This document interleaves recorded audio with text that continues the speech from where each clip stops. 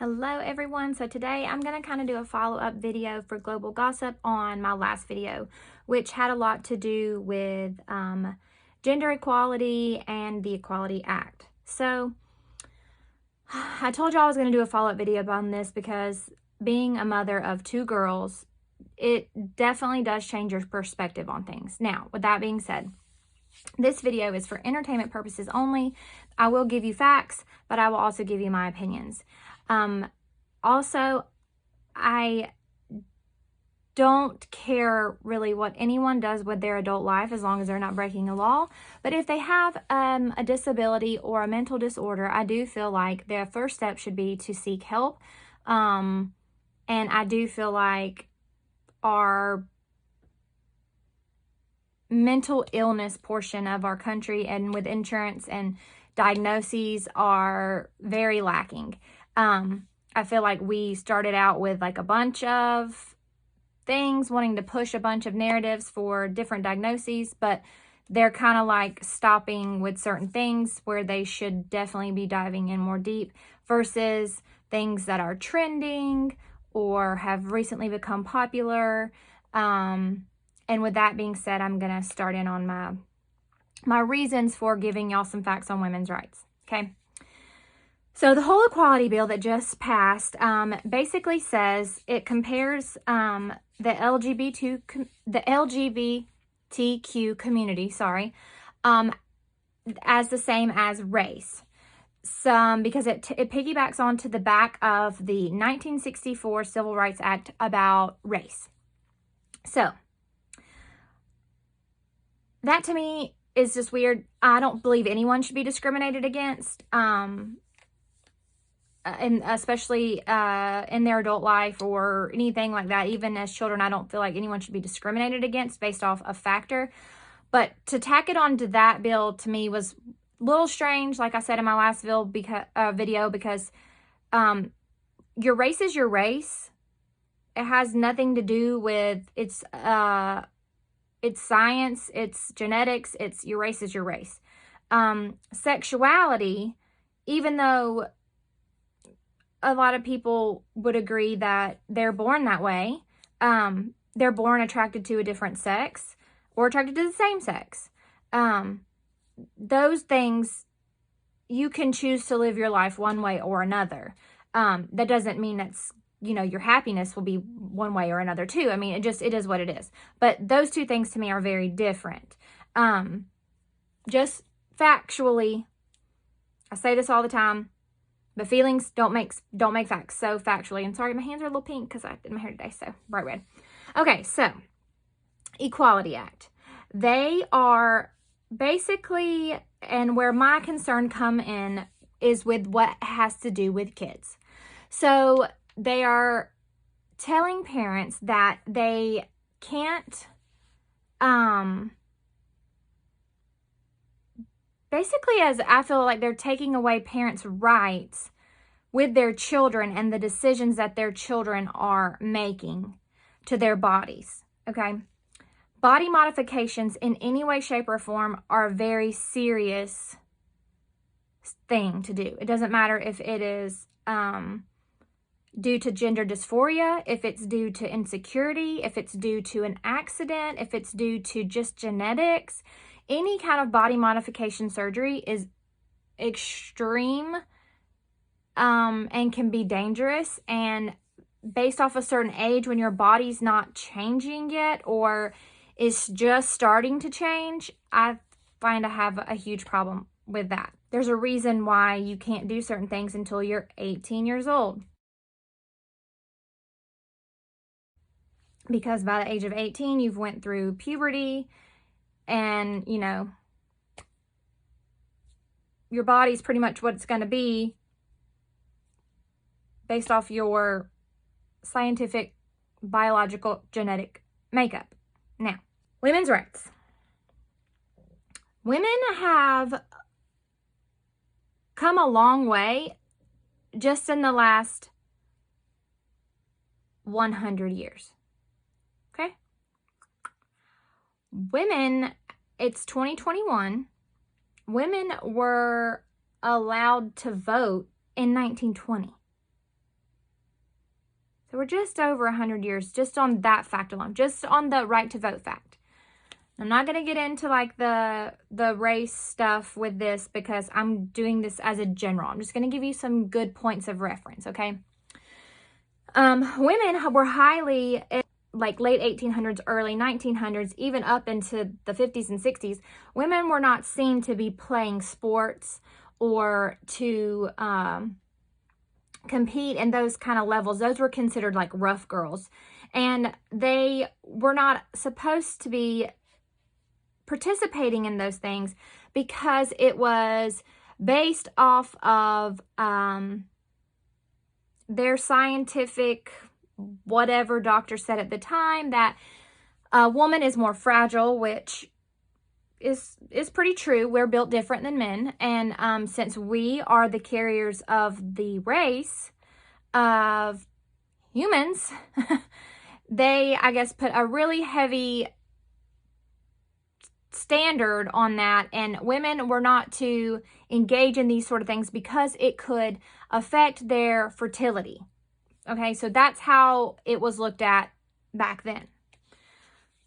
I mean, I don't disagree with that, like, but we all know that women were at times treated like property.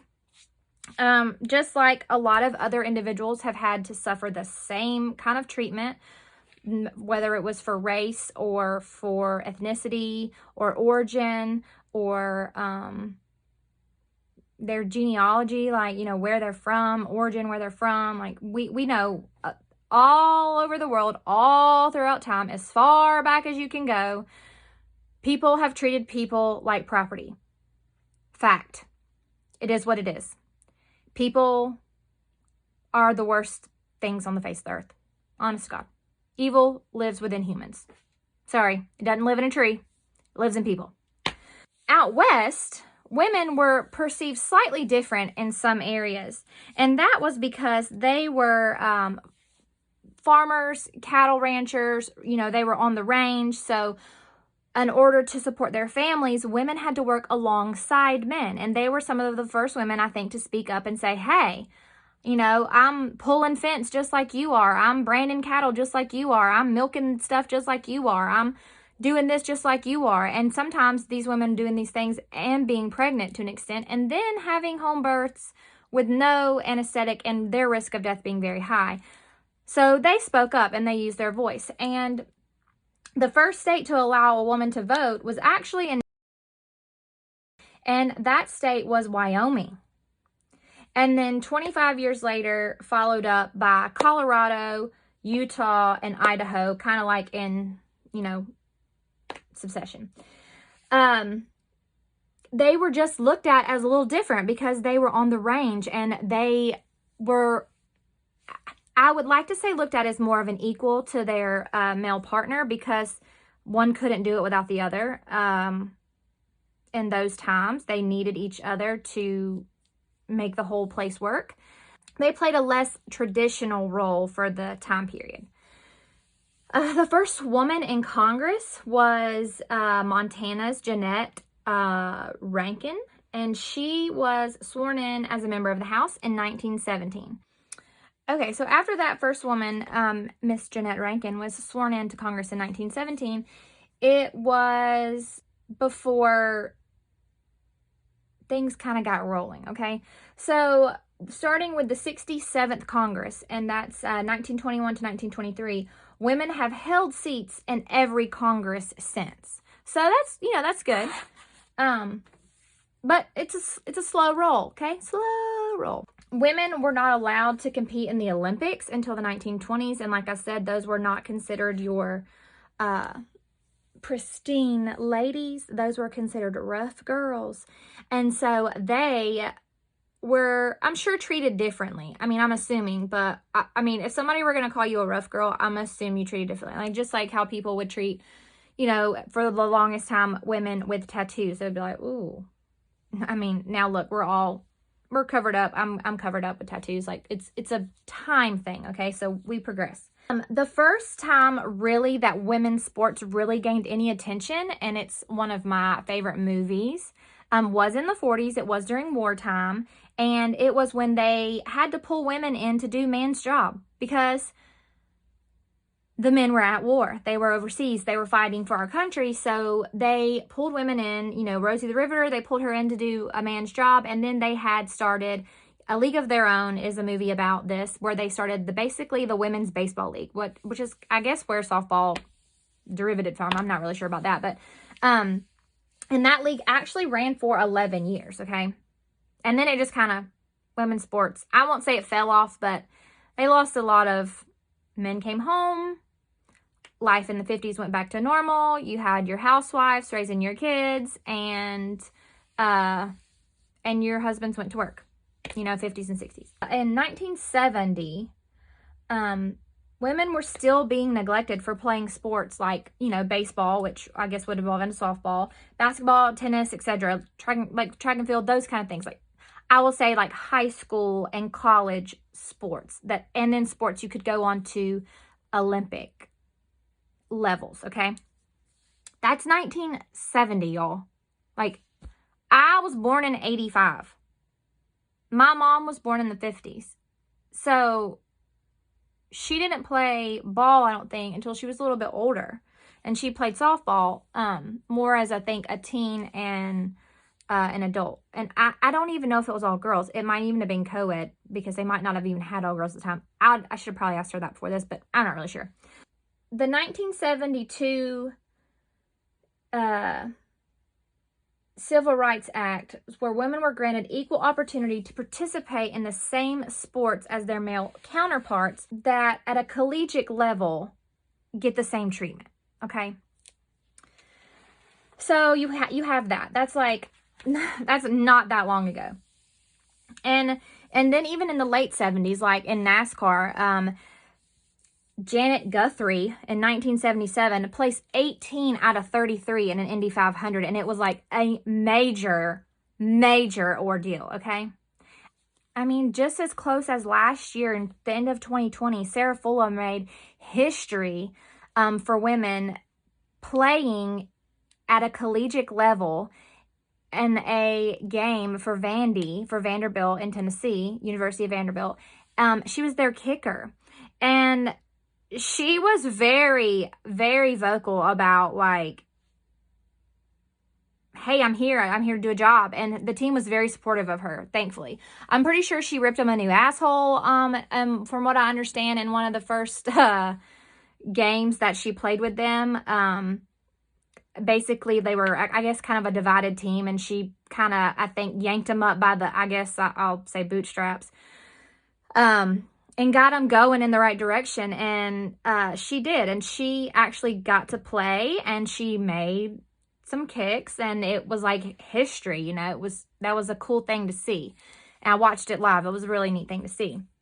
But my point is that with all this Equality Act, like, yes, I'm cool with progressing at a faster pace, but I'm not cool with some things that are going on and things that I've seen. And I've been seeing these things, but I don't really know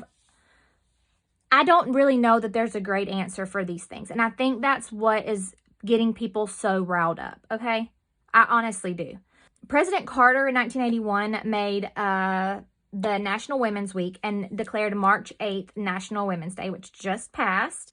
In 1981, they had their first female member of the SCOTUS, and she was followed by Ruth Gingsberg. And we all know she's a very famous judge. She just recently passed away, God rest her soul. But even if you didn't like Ruth Gingsberg, you kind of had to respect where she came from, because she came from a time where it was unheard of. She was a trailblazer in her right, you know. I didn't agree with a lot of her things. She's just far too left for me. But, you know, it is what it is. 1992. Okay. 1992 studies showed that women were paid, on average, 71 cents to the dollar to a man. So if a man made $1, a woman made 71 cents in the same job. Okay. See where I'm going here, guys? Things are, like, women have fought tooth and nail to get to where they are. Tooth and nail. In 2003, there was a civil rights case. In 1996, women showed out in the sports in the Olympics, and U.S. women brought home 19 gold medals, 10 silver medals, and 9 bronze medals. They showed out. And I mean, as of recent few years ago, I remember watching the women's soccer league and just totally kicking ass. And it was amazing to watch. Like that, my kids will never grow up knowing a time where you didn't see women's sports. Like women's sports exist, thankfully. But they've only existed for the last maybe solid like 50 years, 50 to, yeah, somewhere around there. Like as in like common place sports. In 2013, the military lifted the ban that said women can be frontline. Before that, women were not allowed to be in combat positions. And that goes back to biology and genetics and science, because yes, there are some men and women that are the same size and probably relatively could perform the same task about the same rate. Yes, that can happen. But for the majority, men are going to excel at physical activities far better than women. And unless you're playing rec league football, which we used to go by weight, now I guess it goes by age. I don't know if that goes by both. I don't know. Your size doesn't come into play, you know what I mean? Like, you sign up and make the team, then that's it. So if you have a woman, a biological woman, and a biological male that is living his life as a woman, competing in sports against each other, of course the male is going to dominate. For the most part, that's what happens. Like, there are reason that we have separate, you know, there's reason for that. And like even maternity leave, like in 2020, Trump made it for 12 weeks paid maternal leave for federal employees. Like, that's a big deal. I mean, I'm self-employed. I didn't get maternity leave, but I mean, I chose to be self-employed. But you know what I'm saying? Like, that is a big deal for people that are in a federal or government job. My husband's in a government job. He's just more local government. Cases, okay? Cases where biological males living their life as females competed in female sports and, of course, won their division. And there are lawsuits, several of them. 2 were, they were popped up right away, bing, and they were in Connecticut, and it was like a track and field thing. And these girls, you know, they've been doing track and field their whole probably school career, adolescent career. So I think they start track in, you know, 6th or 7th grade, cross country, and then it goes on up to high school, and then that can go on up to a collegiate level. So we just as women got the rights to have our own sports. We just got them. Now you're gonna let biological male with a fact, gender dysphoria, mental disorder, compete in girls' sports. Do you see what I'm saying? Like, that's kind of a slap in the face to all these women who paved the way and fought for us to be able to vote and for us to be able to play at a collegiate level. Now, I know there are girls that play at a collegiate level that do play boys' sports, but they have to play at that level. If you take a male and bring him to a female level sport, they're usually going to dominate the female sport. If you take a female and put them in a male sport based off of physical attributes, they're probably not going to be as good as them, unless per se They happen to be like a rare unicorn, like Sarah Fuller, the kicker from Vandy, who could kick field goals. Like but she was also a soccer player. So she had that background and that stamina background, and she was a well-trained athlete. So she was able to do so. So my point is, we fought really, really hard to be able to have sports for girls in schools. In all schools across the level, from middle, basically you start playing sports in middle, to collegiate levels, okay? Fought for it. It wasn't even until the 80s where they like started actually fighting to get money for women's sports, okay? I was born in 85, y'all. And not to mention that the transgender community, as an adult, honey, you can go do whatever you want to do. But if you're a student, and that's where I don't have a great answer, you should be in your biological field. I feel like that kind of goes along with some other things. Like if you chose this or felt like this is your path, there's always going to be a cause and reaction, or even a consequence for every action. There's always going to be a reaction to every action. So if you say you're going to set yourself on this path and it bends or breaks all the rules, like, what are we doing? Like, we just got the ability as women to do these things. And now you're going to let biological men come in and say they identify as a woman, as a child, under the age of 18, or whether they're in college, and compete against biological females. Now, I'm not saying that they're always going to be dominating the field. I mean, I'm sure there are some transgender that are mediocre athletes, or even terrible athletes. I mean, there are people that are doing different. But if, like when I cheered in high school, I cheered with a guy. He was great. He was not very masculine. He was a great athlete. We were like the same size. Actually, we probably were the same size. But I was a flyer and he was a base or a back spot.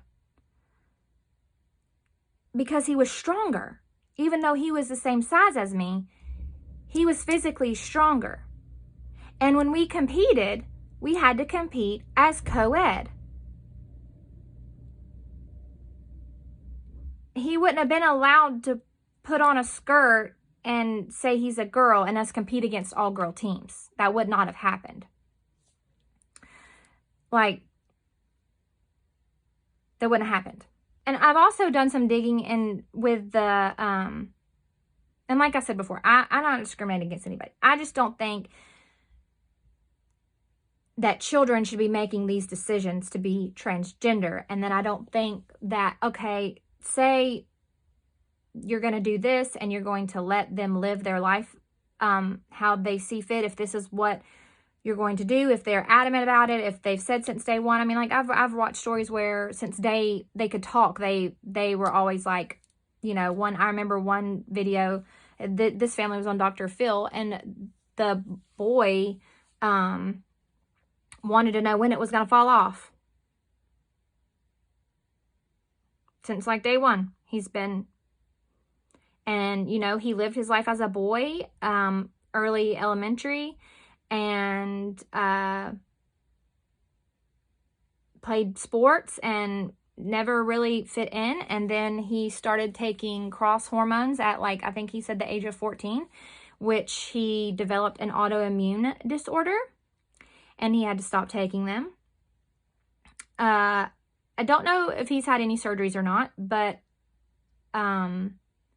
I did see, he says he's very happy, or she's now very happy in her life, and she lives her life as a female. She can do so. She's an adult. She's not trying to play collegiate girls basketball or collegiate girls track or anything like that. that's where I have issue. Because, like, if you had a child, like, would you want your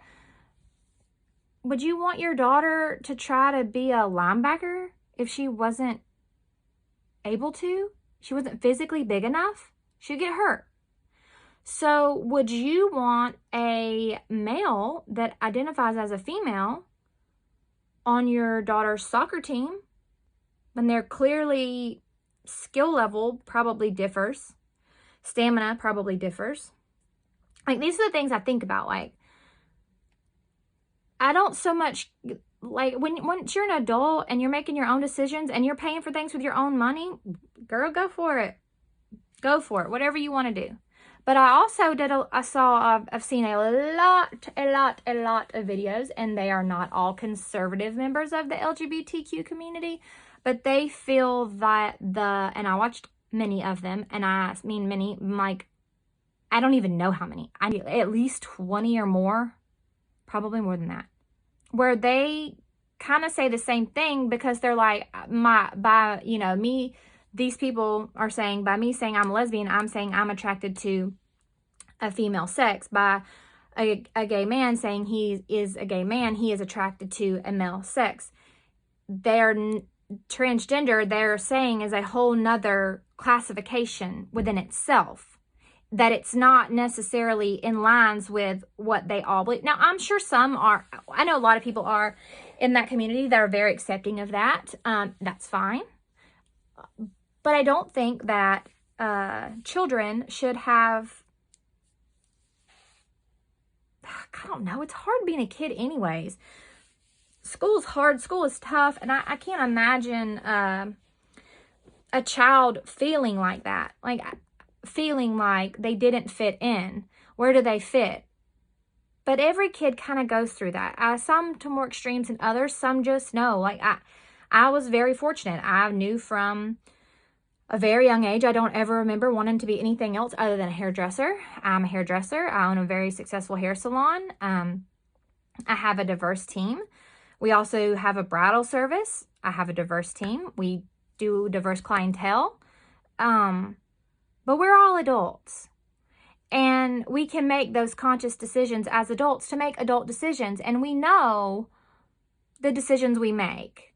And as a child, you don't know those things. And to socialize at 4 for transgender, and to start hormone blockers by 9, and then transition by 14, you're changing it. So, like, in the one case that I saw, when they started this, it kicked off an autoimmune. Now, I'm not saying that's going to happen with everyone, but what if your child wanted to do this and you're just like, okay, because you're scared, like the Ohio family that got their daughter taken away from them because their daughter wanted to start transitioning to a male, and they tried to get her counseling, and they compared it to not giving your child chemotherapy treatments if they had cancer by not letting her transition. So that's a lot. And, like, I don't really have a good answer on that. I mean, you just show kindness to everyone and try to love everyone, but you also have to be respectful and tolerant to everyone. So, like I said, at a school level, I don't think it should be allowed. I mean, we just, as women, just got that right to have these sports to ourselves and have our own teams just as of recent. Like, I'm about to be 36. So as of recent, people got that right. Starting around the 50s, I guess they started playing. Well, they started playing sports in the 40s, but then it was a pretty big gap, I think, before it actually picked up and was really recognized. And a lot of girls were allowed to participate. Like, a lot of girls, I think, probably their family just didn't let them because it was, like, seen as, no, don't do that. You're a girl. You shouldn't do that. Which is, it was just sign of the times, whatever. But that's my whole deal. And there are 25 active bills right now in place, or being, I guess, trying to put into legislation or being voted on in Alabama, Georgia, Idaho, Indiana, Iowa, Louisiana, Missouri, Mississippi, New Hampshire, Ohio, South Carolina, Tennessee, and Washington State are all putting in, between all those states, there are bills being placed that says basically that you have to compete in a sport based off your biological birth gender. So scientifically, there are only two. So that's what they're saying. Now, like I said, once you get to be an adult, if you choose to do things, you choose to do things. That's your choice as an adult. As a child, that's a very murky area. It's a diagnosed mental illness. Gender dysphoria. This is not me saying this. This is a fact. Once again, a fact from the American Psychological Association. There's actually two classifications, DSM-4 and DSM-5. And DSM-5 just states basically that your gender causes you depression or anxiety, okay? Those are classifications. So if your child came to you and said that they thought that they were a boy or a girl and they were the opposite, you would see a psychologist or a psychiatrist that specialized in sexual orientations and gender dysphoria. Not a doctor. Because it's not something that can be fixed or changed with medication. To me, from what I've seen, it'd be more of a therapy issue. But I feel like so many people, which it's great to stand up for what you believe in, no matter what you believe in. I mean, I'm 100% support you believing in what you believe in. That's your right to believe in that, and that's your right to say that. Even though I might not agree with you, that's your right. But I do believe, because of the routes we have taken for whatever reason, that a lot of these therapists tend to be pushing narratives of inclusion, and they're including this person in this, oh yes, they understand that what this transgendered teen is going through, and they're pushing to try to help them work through this, and like I said, and I'm not a doctor, but just outside looking in, they're pushing for this by pushing hormone therapies. Like, where does it start? Like, that's my question. So, like, when you go, how does it start?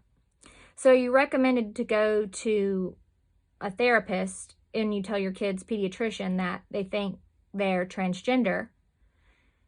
They're going to send you to a therapist that's going to push hormone therapies, because in Western medicine, that's how they make money. If you're not sick or ill, they don't make any money off of you. Don't think about that. And even though I know they probably take oaths to, be Switzerland, to talk to the child in a way to see if they really are or really aren't. But some kids are pretty adamant that they're going to be a rocket scientist when they grow up. And they can't do algebra. Okay, so like that wouldn't add up. Because when you grow up, you realize, oh yeah, that ain't for me. So like, that's what I'm saying. Like, I'm wondering if there's, and I'm not even accusing people of doing this consciously. Like, I'm wondering if this is like a subconscious thing that they're trying to, push inclusion and say that they're, all for this one thing, to not be ostracized as a bigot or a conservative, or like, you know what I mean? Like, I don't know. Maybe I'm rambling. Probably am. But from what I've seen in my lifetime, I have people that I love dearly, that I respect highly, that are super talented in their fields, and they're gay males or lesbians, and they're adults, and I have no problem with them being that or living their life like that. That's their choice. That's their life. That's what they're attracted to. Who cares? But when it comes to the other, I think it's different. I just think it's different. I don't know. Maybe y'all agree with me, maybe y'all don't. But based off of what I've dug into, that's the way I feel. I kind of feel like women fought a long time to get rights, to do simple things, like even vote, even play basketball, run track. And it hadn't been that long ago. And now we're fighting again to have all-inclusive women's sports. They can have all-inclusive colleges based off of race. So why should women's sports be forced to bend to accept biological males that want to live their life as a female or feel they need to live their life as a female? That's all I'm saying. I just don't think it's very equal at all. And what was it? Recently, there was an MMA fighter. I forgot to pull this up before I looked, but there was an MMA fighter who is transgender. And I don't know if it was the same one that Ronda Rousey refused to fight in 2014 because she was like, no, this is women's MMA. And that lady was fouling something, and she made the comment that it shouldn't matter what was in her panties, that Ronda Rousey should fight her. Well, it kind of does, because you, I guess, clearly still got something down there, and so that makes you biologically a male. If you are biologically a male and you have a penis and you go and get a boob job, you're still a biological male with a penis and a boob job. So I don't blame Ronda Rousey. If I was her, I'd be like, no, I'm good. I don't want to fight a man. I want to fight a woman that's my weight class. That's how it's done. Not a male. Because physically, they're not matched. They're only matched by weight. Nothing else. You cannot tell me that you could line. Now, you could probably line up some MMA fighter women against some MMA males, and they could probably hold their own. But males scientifically can strike harder than women. And I do believe seeing not so long ago a picture of that exact thing happening, and the entire side of this female fighter's face who was fighting a transgender, and I don't know if it was MMA or what it was. She crushed her skull, like cracked it, her bone in her head. Now, MMA is fighting. That can happen at any time, but it's highly less likely to happen in an equal matched fight. And the point of MMA is equal matched fights. They don't want to see Pee Wee Herman fight Dwayne "The Rock" Johnson. You know, like, they wouldn't do that because that would be unfair. They're both males, but they're biologically different based on size. So, I don't know what's the answer. Do we have, do we start co-ed leagues? Like, I know, like, a lot of churches and even, like, recreationals. I know some people that play, like, recreational co-ed soccer, like, as adults. Like, so do we start co-ed leagues? So for girls that play at a higher skill level, but maybe not quite with males, and if you had males that played at a lower skill level, but they were still better than all the girls, or someone that didn't really know what their sexuality, what they wanted to be, no matter what internal battle they were going through, they could compete in co-ed sports. Is that an answer? Like, I mean, that sounds pretty good to me. I don't know. Like I said, it's just a kid thing. Like, the kid thing really, really bothers me. Like, it really bothers me. And I have 2 girls, and I want them to be successful, and I want them to be comfortable in their own skin, no matter what it is, no matter who they choose to be, no matter who they choose to love. I want them to be comfortable in their own skin. Point blank period, across the board, 100%. But if they come to me with this, there would be some very long conversations. There would be some multiple therapy options, and not just someone that I feel like is going to push an agenda on my child one way or the other.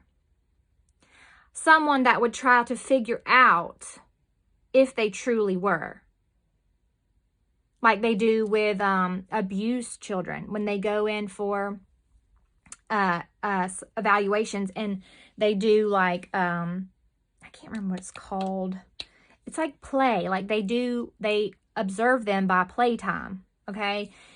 And pictures and things like that. And they can kind of tell and gather from these observations if this child is being abused, and if it fits the narrative and the case and the evidence of what's been presented along with it. Like, that's kind of what I'm looking at. Like, I see all these psychologists, and they're just like, oh yeah, let's start changing hormones and start puberty blockers. And no, that might not be the answer for that one. And then, you know, other studies show, I know I'm repeating myself, some of the same things I did the last video, but I feel like they're very intertwined. They're like almost 20% more likely to commit suicide if they transition. So, like, I know a lot of males that are very feminine. I used to coach cheerleading with several of them. Loved them. Hope they're doing great to this day if y'all see this. But they would tell you without a doubt that, I mean, we were all equals. We all coached together. We were all adults. And if we had, at times, like some of the boys gymnasts wanted to come in, they wanted to compete co-ed. When the boys came in, we competed co-ed because we had boys and girls on our team. I just don't feel like there's a right or a wrong answer. Or maybe I don't feel like there's a black or a white answer. It's kind of gray. Like, it's kind of gray because it's, I say it's a new thing, but I mean, cross-dressing has been around even in ancient times. I mean, your Eastern civilizations, they cross-dressed as deities for ceremonies and things like that. But they did that because women didn't have the right to do these special places of power ceremonies. So they cross-dressed, which makes no sense to me because they are worshiping a female deity, dressing like a female, but you're a male, but you won't let a woman represent the female deity. You know what I mean? Like, at least the Vikings did that shit right. Yeah. That's probably the only civilization that really, for the most part, I would say, did that part right. But, you know, who knows? All right, y'all. Well, that's my 2 cents for the day. So I hope y'all have a wonderful afternoon, and I will be back. And we've been having a lot of stuff here to do outside of my norm, so it's taking up more of my time. But I will be back probably next week with another global gossip for you. And if there's anything particular you would like to see or talk about, or you want to know about, I do have one other video that was requested that I am going to do. But there's so many other things that have been happening. I haven't gotten to it yet because it's kind of like a beating the dead horse video. But I'm going to do it anyways because it was asked of me. So I appreciate y'all, and I will see you later. Bye.